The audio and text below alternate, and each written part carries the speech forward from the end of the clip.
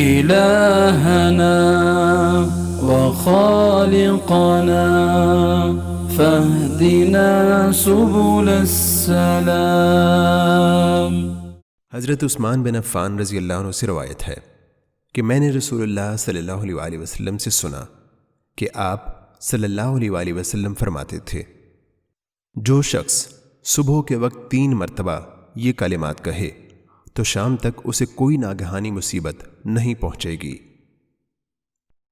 بسم اللہ الذی لا يضر مع اسمه شيء في الأرض ولا في السماء وهو السميع العليم۔ اللہ کے نام سے جس کے نام سے زمین و آسمان میں کوئی چیز نقصان نہیں پہنچاتی، اور وہ بہت سننے والا خوب جاننے والا ہے۔